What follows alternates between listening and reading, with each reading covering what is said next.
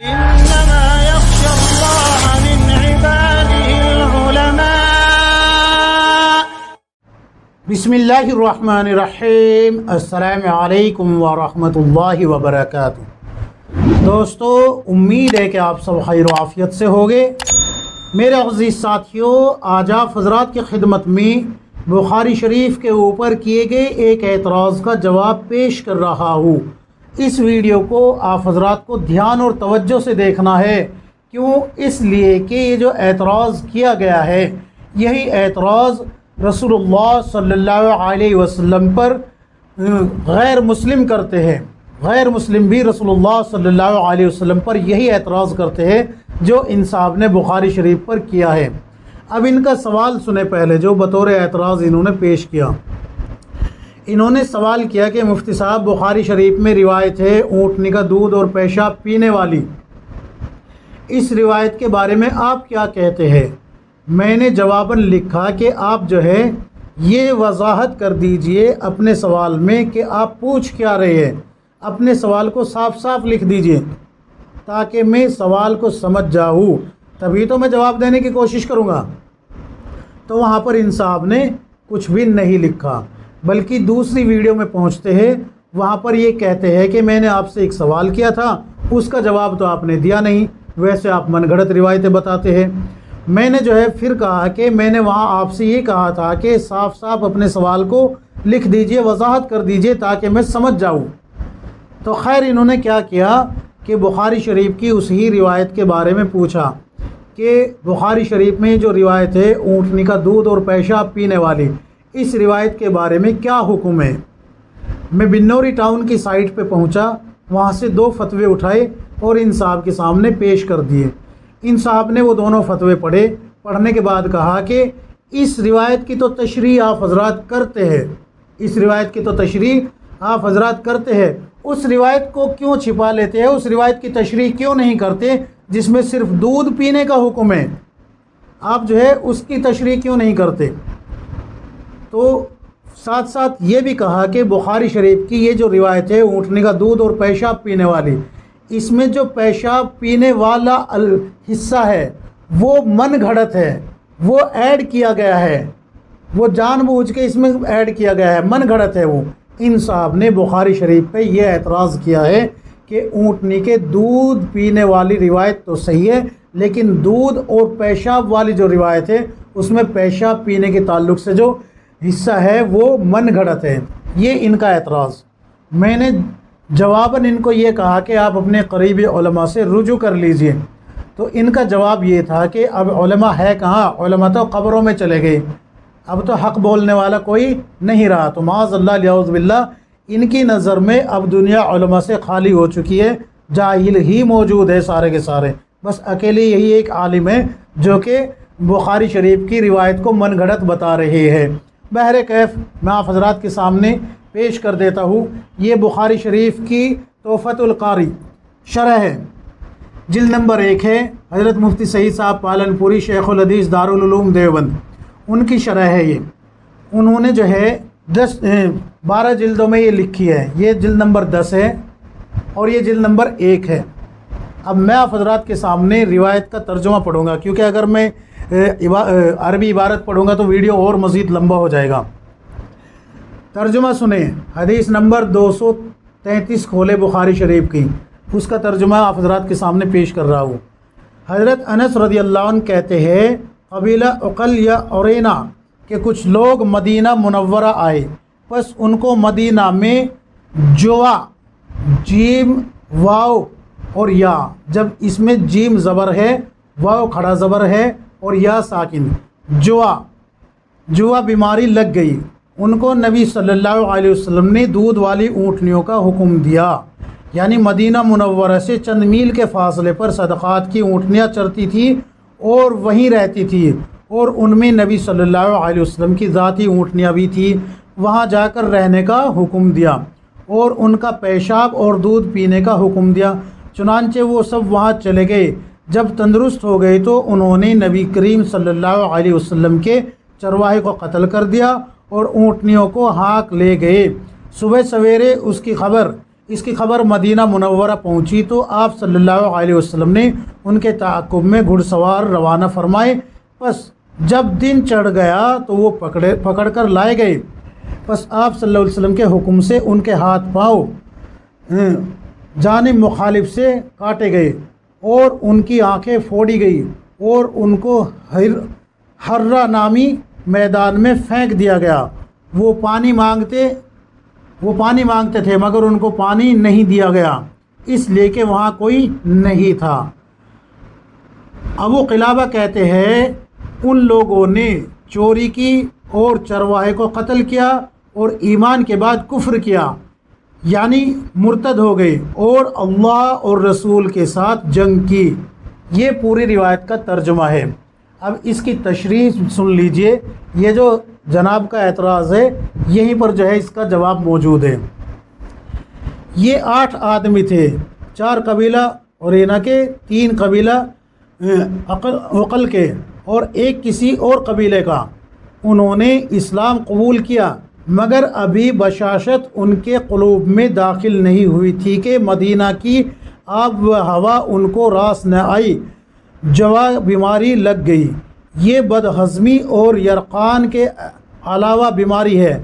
मैदे की खराबी का नाम बदहज़मी है और जिगर की खराबी से यरक़ान होता है। जो जवा बीमारी उनके अलावा है मगर आसार मुश्तरक है, यानी कि कभी ऐसा लगता है कि ये बदहज़मी हो गई है, कभी ऐसा लगता है कि यरक़ान हो गया है। तो ऐसे ऐसे सिम्टम्स इसमें आते रहते हैं। तो नबी सल्लल्लाहु अलैहि वसल्लम ने उनको ऊँटनियों का दूध और पेशाब पीने का हुक्म दिया। कायलीन तहारत ने इससे, यानी कि जो ऊँटनी यानी कि हलाल जानवरों के पेशाब और बैंगन वगैरह के जो तहारत के कायल है, उन्होंने इससे ये इस्तदलाल किया कि ऊँट का पेशाब पाक है और ऊँटनियों को पेशाब पर कयास किया, यानी कि जितने भी जानवर हलाल है उन सब को यहाँ से कयास करके उनके पेशाब को पाक करने की, पाक समझने की दलील पेश की।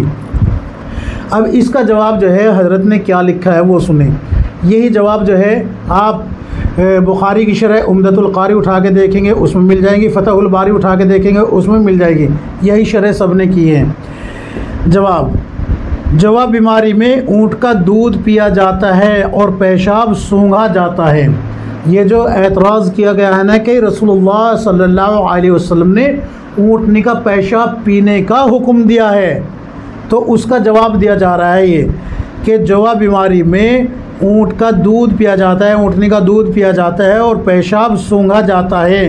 नबी सल्लल्लाहु अलैहि वसल्लम ने उनको इसी का हुक्म दिया था।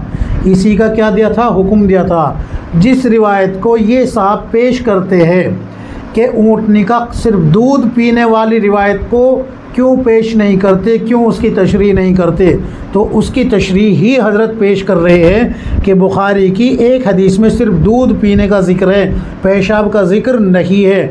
हदीस नंबर जब आप 5685 खोल के देखेंगे तो वो वहाँ पर मिलेगा कि रसूलुल्लाह सल्लल्लाहु अलैहि वसल्लम ने सिर्फ दूध पीने का हुक्म दिया है, पेशाब पीने का हुक्म नहीं दिया। तो ये जो इन्होंने पेशाब पिया है, ये जो पेशाब पिया है इन्होंने जो पेशाब पिया है खुद पिया था, इसलिए कि अरबों के तसव्वुरात में जवा बीमारी में पेशाब भी पिया जाता है। यानी कि ज़माना जहालियत में अरब लोग जो थे वो इस बीमारी में पेशाब भी पीते थे। उनका ये इस तरीके से उनके एतक़ाद में था कि भाई इससे जो है, उनके तसव्वुर में था कि इससे ठीक हो जाते हैं। लेकिन रसूलुल्लाह सल्लल्लाहु अलैहि वसल्लम ने पेशाब का हुक्म नहीं दिया था बल्कि दूध का हुक्म दिया था। दूसरी हदीस बुखारी शरीफ में इस पर दलालत करती है। आगे समझ में ये जो एतराज़ किया गया है ना कि पेशाब, तो भाई वही उसी एतराज़ का जवाब मिन्नोरी टाउन के फतवे में दे दिया गया था। लेकिन आपको जो है ना एक कीड़ा लगा हुआ है दिमाग के अंदर बुखारी के ख़िलाफ़ जाने का, जैसे कि जहाँ तक मेरा गुमान है मौदूदी ख़यालात के आप हो गए, या सलमान जो नदवी है उनके ख़यालात के हो गए, या इंजीनियर मिर्ज़ा के ख़यालात के हो गए, या गामदी के ख़यालात के हो गए, या फिर शिया राफ़ज़ी ख़यालात के हो गए। क्योंकि बुखारी पे यही लोग एतराज़ कर सकते हैं। वरना पूरी उम्मत मुस्लिमा का इस पे इजमा है कि कुरान करीम के बाद, किताबुल्लाह के बाद सबसे मोतबर किताब बुखारी शरीफ है। अगर इस पर एतराज़ किया जा रहा है, इसकी रिवायत पर एतराज़ किया जा रहा है, तो इसके जो सिक़ा रावी है और सहाबा इकराम हैं सब पर एतराज़ आ जाता है, इमाम बुखारी से लेके और सहाबा इकराम रज़ियल्लाहु ताला अलैहिम अजमईन तक सब पर एतराज़ आ जाता है। तो आपने तो फिर जो है सारे जो सिक़ा रावी है उनको भी लपेट लिया, इमाम बुखारी को भी, और जो सहाबी हज़रत अनस रज़ियल्लाहु अन्हु इसको बयान कर रहे उनको भी नहीं छोड़ा। तो खैर यहाँ पर यह भी बात समझ लीजिए कि ये जो पेशाब पीने का हुक्म बताया जा रहा है तो ये सूंघने का हुक्म था, ना कि पीने का। और बिलफ़र्ज़ बकौल इस रिवायत की रोशनी में अगर ये समझ भी लिया जाए कि पेशाब पीने का हुक्म दिया था तो ये ख़ास इन लोगों के लिए था, ना कि पूरी उम्मत के लिए। ख़ास इन लोगों के लिए था, ये पूरी उम्मत के लिए नहीं था। जैसे कि एक मकाम पर एक जंग में हज़रत ज़ुबैर और हज़रत अब्दुर्रहमान बिन औफ़ रज़ियल्लाहु अन्हु को ख़ारिश की बीमारी हो गई। ख़ारिश की वजह से रेशम पहनने को रसूलुल्लाह सल्लल्लाहु अलैहि वसल्लम ने उनके लिए मुफीद बता दिया कि तुम रेशम के कुर्ते पहन लो। जब रेशम के कुर्ते पहने गए तो वो ठीक हो गए। अब यहाँ पर अगर कोई ये कहने लगे कि भाई रसूलुल्लाह सल्लल्लाहु अलैहि वसल्लम ने रेशम के कुर्ते पहनने का हुक्म दिया है तो ये ख़ास इस बीमारी में इन लोगों के लिए दिया था, इन सहाबा के लिए दिया था। और जवाज़ के तौर पे उम्मत के अगर किसी भी फ़र्द को ख़ारिश की बीमारी होती है और वो बतौर इलाज ये कुर्ता पहन लेता है तो उसके लिए पहनना जायज़ होगा, लेकिन उस वक्त तक जब तक कि ये जो है ठीक ना हो जाए। लेकिन यहाँ पर ये जो था ये ख़ास उन्हीं के लिए था, पूरी उम्मत के लिए नहीं। हाँ, अब यहाँ जवाज़ जो निकलेगा वो सुन लीजिए। यहाँ पर बिल्कुल साफ़ लफ्ज़ों में ये लिखा है कि ऊँट के पेशाब में भी दूध की तासीर है और बाब की हदीस की बुनियाद पर मसला इख्तलाफी हुआ है कि माकुलुल लहम जानवर यानी कि जो हलाल जानवर हैं उनके फजलात पाक है या नापाक।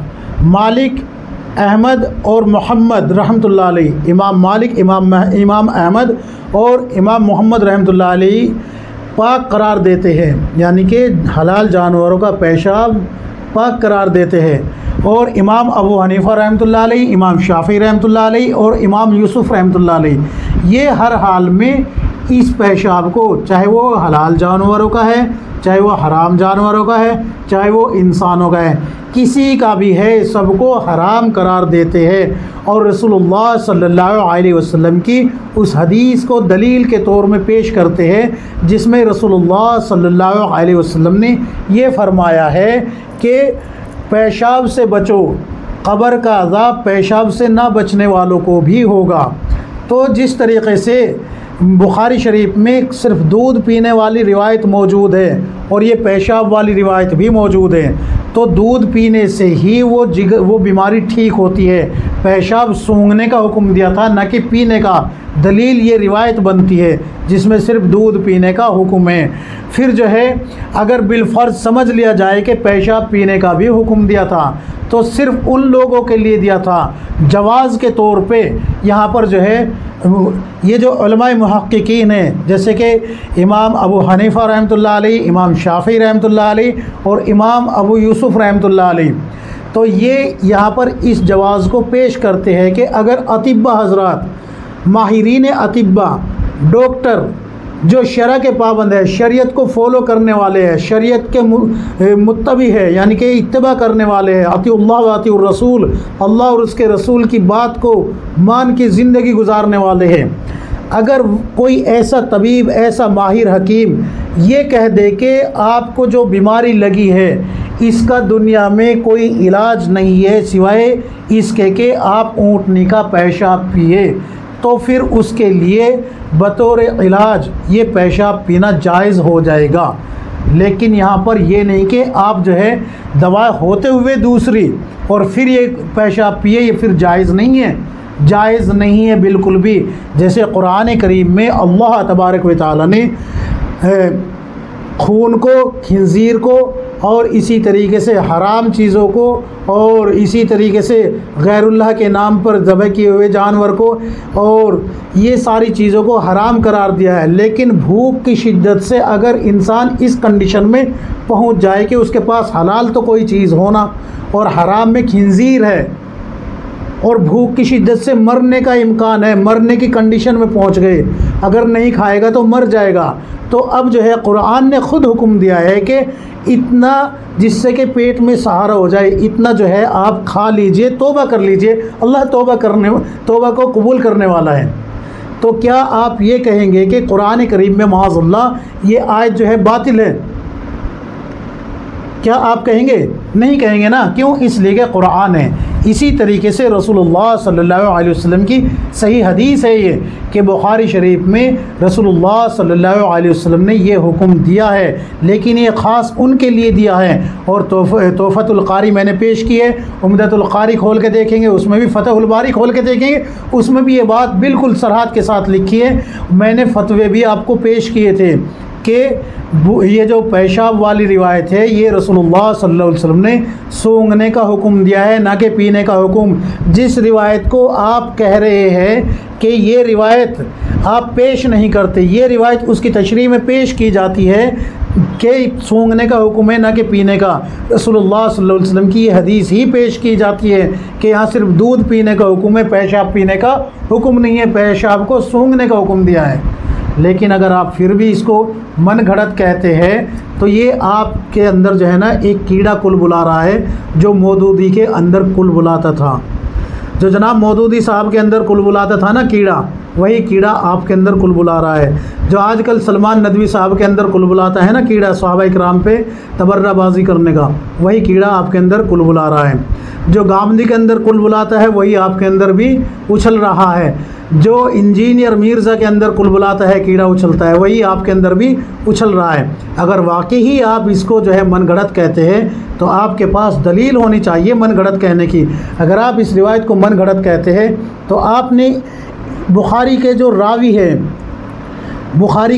है, जो सिक़ा रावी है, सारे के सारे सिक़ा रावी, मैं इमाम बुखारी से लेके और सहाबा इकराम तक बयान करने वाले जितने रावी हैं सब के सब सिक़ा हैं। आपने तो सबको जो है मनगढ़ंत बयान करने वाला कह दिया। हत्ता कि सहाबी हज़रत अनस रज़ियल्लाहु अन्हु जो बयान कर रहे उनको भी आपने जो है हदीस गढ़ने वाला और रसूलुल्लाह सल्लल्लाहु अलैहि वसल्लम पे झूठ बोलने वाला कह दिया माज़अल्लाह। तो अगर आपके पास कोई दलील नहीं है तो इस कीड़े को संभाल के रखे, ये जो है ना कहीं और काम आएगा। ठीक है ना? आगे समझ में। अल्लाह रब्बुल इज़्ज़त से दुआ है कि अल्लाह तबारक व तआला हम सबको सही समझ अता फरमाए। हाँ, एक बात और रह गई, गैर मुस्लिम जो एतराज़ करते हैं कि भाई तुम्हारे यहाँ पेशाब पीने की रिवायत है, तो ये गाय का पेशाब अगर वो पीते हैं तो उस पर एतराज़ क्यों? तो इस रिवायत का वही हुक्म है कि वो उनके लिए ख़ास था, ना कि पूरी उम्मत के लिए। पूरी उम्मत में से कोई नहीं पीता। गैर मुक़ल्लिद पीते हैं तो वो जो है ना उनकी गलत फ़हमी है, वो गलत फ़हमी है। आप उनसे जो है ना सवाल करें किस बुनियाद पर पीते हैं। गैर मुक़ल्लिद पीते हैं, अरब में जो है ना आपको वीडियो मिल जाएगी यूट्यूब पे, तो वो उनका ख़ुद का फ़ैल है, रसूलुल्लाह सल्लल्लाहु अलैहि वसल्लम का हुक्म नहीं कहलाया जाएगा। वो उनको जो है ना उन्होंने ख़ुद से क़यास किया है ये। क्यों? इसलिए कि दूसरी रिवायत यहाँ दलील बन जाती है सिर्फ दूध पीने वाली। तो उम्मीद है कि बात समझ में आ गई होगी। ये इल्ज़ाम लगाना कि आप जो है हदीसें छिपाते हैं, तशरीह नहीं करते, ये जहालत की बुनियाद पे है। आप जो है अपनी जहालत का ठीकरा उलमा के ऊपर ना फोड़े। और ये जो कहा है कि उलमा तो कब्रों में सो गए, अब कहाँ है उलमा, तो हो सकता है कि आपके नज़दीक मौलाना मौदूदी साहब ही जो है आलिम हो, या फिर जो है इसी तरीके से राफ़ज़ी जो चले गए हैं वही आलिम हो, या फिर जो है ऐसे ही उन्हीं के हम ख्याल जो है वही लोग आलिम हो, या अभी सलमान नदवी जो है इसी ख्याल का होता जा रहा है, तो शायद वो भी इसी आपकी नज़र में आलिम हो जाए कुछ दिनों में। बहर कैफ़ आप जो है उम्मीद है कि अपनी इस्लाह करेंगे। अल्लाह तबारक व तआला मुझे भी आपको हम सबको किताब व सुन्नत के मुताबिक ज़िंदगी गुजारने की तौफ़ीक़ अता फ़रमाए। आमीन या रब्बल आलमीन।